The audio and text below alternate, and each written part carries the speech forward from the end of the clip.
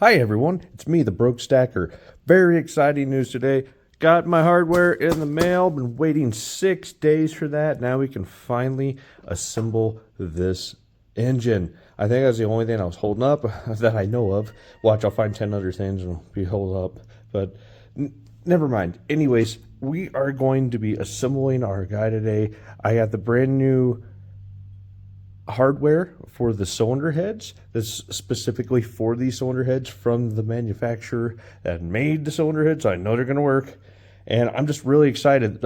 Stay tuned here with me on part 6, and now we're finally reassembling the 383 Fury project.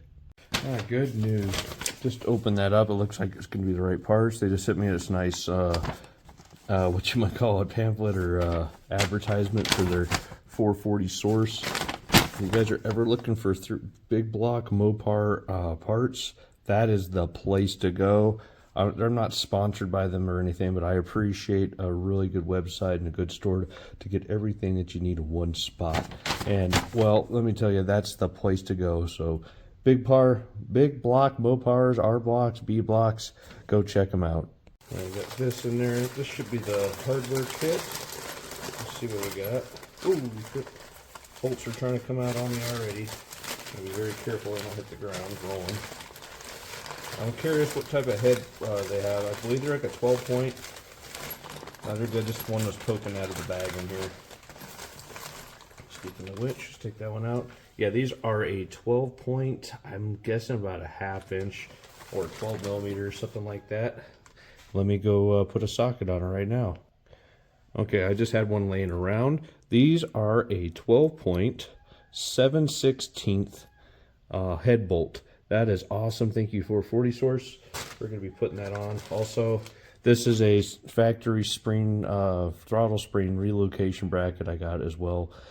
And I believe this is the alternator relocation bracket. Yep, that is what you need if you are going to be deleting the alternator. I'm sorry, if you're going to be removing the alternator and deleting the AC compressor. So you're going to need this little triangle bracket, this little arm right here. I was hoping it came with the tubes that go with it. I'm hoping the factory little spacers that came with this will work. I'm assuming they do because this is all they sent. So we'll find that out later, but for now we're going to do the cylinder heads. Okay, I had to slip all these washers on there. Is this a correct count? And the bolt count is correct too from 440 source. Thank you. You see these washers are doubly thick, right? So I'd had to buy twice as many, and they may or may not have worked from the store. If they even had that many, they did not. They only had like 10, and I needed, well, 37 times or 34 times 2. Yeah, they didn't have that many in town. So that's why we had to order these and wait 6 days for it. But when we assemble these, we'll get our ARP assembly lube on there. We'll make sure we lube on the underside of the bolt head, this washer, bottom of the washer, and the threads. I'm not going to bore you guys with me taking all the factory bolts out now. Everything's still in place, just hand tight. I haven't touched anything, but I will go ahead and skip forward here to the next one. I'm not going to film this because it'll take forever, and yeah, I'll come back to you when I have all these lubed and installed. Then we'll start torquing. Okay, those bolts did the trick, and like I thought, I had to shave the backside off of the spark plug heat shields and that little spark plug wire holder, so they do fit. You're just gonna have to take an angle grinder to it and maybe a stone wheel to it, and then they'll fit right up. It's going to be almost paper thin on the heat shield, but it's going to work great. That one, it wasn't as bad, but that one I had to take quite a bit off to make it fit. But yeah, we still are able to use those because those are there because the header or the exhaust manifold pipe that comes down and connects to the pipe is right there, and if that thing gets hot, you don't want that right up against your spark plug wires, so otherwise it's going to cook them really quick. Can I turn the light on? Yeah, there we go. Those bolted right up. I'm gonna have to get off of the phone here so I can use the phone to look up my torque pattern. I'm gonna do a 30 pound, then 55 pound, and then I'm gonna finish with a 70 pound in the correct torque order for all 17 bolts. Okay, we got that all torqued up. We did 30 pounds, 50 pounds, and then a final 70 pounds with the proper torque sequence. Now we're going to mate and marry the passenger side cylinder head to the block.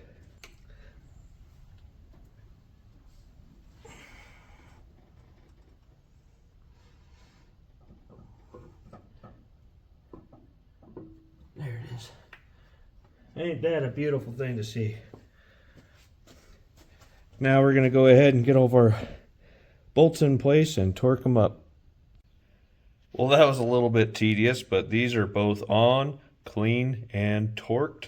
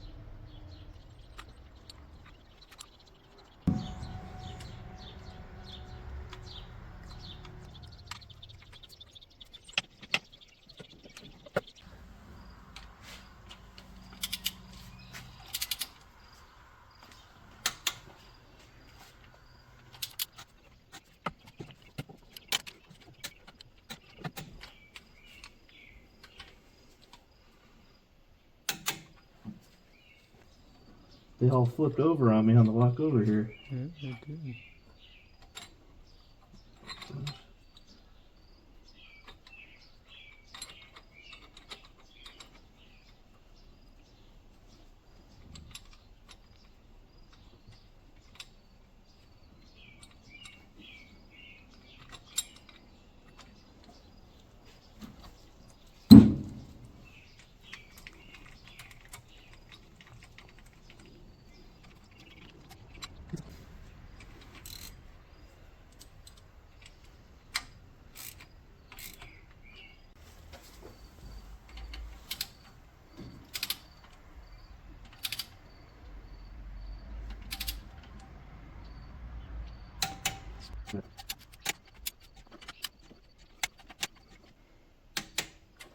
Okay.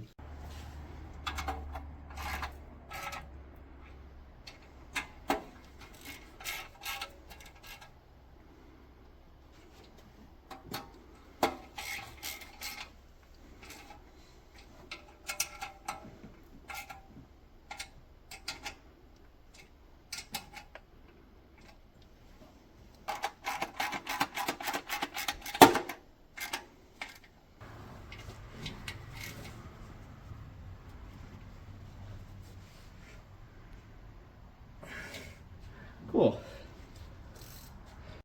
All right, here's a big milestone.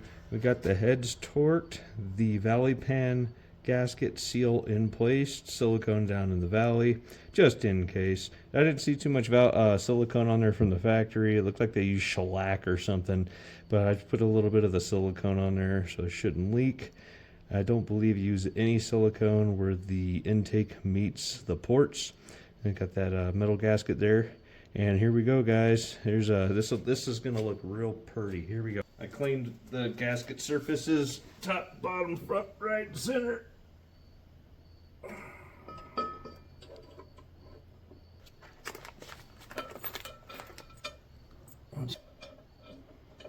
Get that on there. Doesn't that look pretty though? Not all that glitters is gold.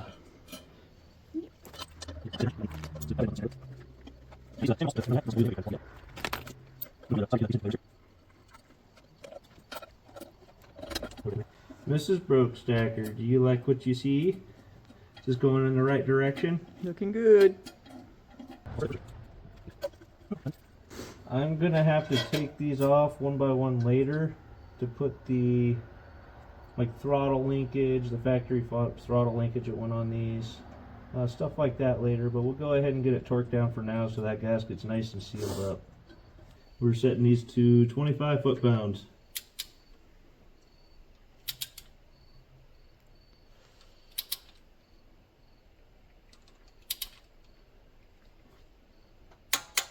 one.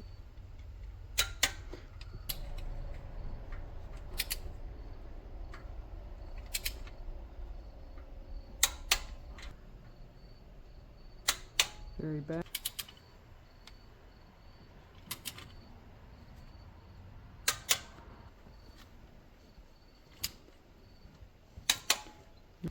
This is the one that's gonna be a pain.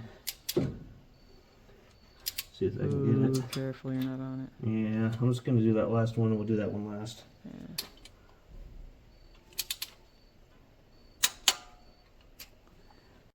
All right, so I got this old crow's foot. I'm gonna try to use this to torque it really quick. Watch, I'm gonna have to take it off to put something else on there, but this should work for now. There it is. Well, sometimes you gotta do what you gotta do, but normally you don't want to use one of these. You want to use a nice closed socket. Okay, now, just in case I don't have any issues in the future, I'm gonna get some nice clean new rags and shove them in this intake port till we're ready for the carburetor. We got a lot more to do between now and then, so always plug these up. You never know, a socket or a bolt might try to fly in there, debris, bird build a nest, whatever. But yeah, don't let that, don't want anything go down there. You lose a socket down there, you're gonna find out when you fire it up. We got our distributor. This looks like an MSD. It is not an MSD. It's a pretty billet aluminum distributor, ready to run. You don't need to use a computer with this one. It's all built in. All right, remember I told you guys we got to remember which way the rotor was pointing. That's the rotor. We're going to point it towards number 1 cylinder, drop it in. It's a 50-50. You're right on or 180 off, but because we know which direction the rotor's pointed, we got this. You also want to put just a dab of oil on here for sealing purposes. Typically, I'm going to go do that right now, then we'll slip it in. I'm going to go find my distributor hold down. I don't know. I don't like it. I think I'm going to go ahead and take this off and restab it just to make sure everything's right. And hopefully that's it. Just wanted to show you guys what I'm talking about. See how it's not flushed completely down with the block there? I want to make sure that gets down a little bit further. I believe that's supposed to be flush with the block.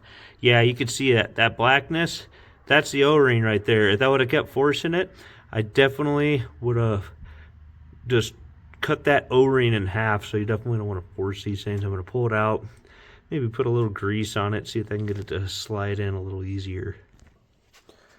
Okay, I put a little bit of assembly grease on that O-ring and on the tip and around the hole where it's going to slide in. Hopefully give this a little encouragement to slide in the hole.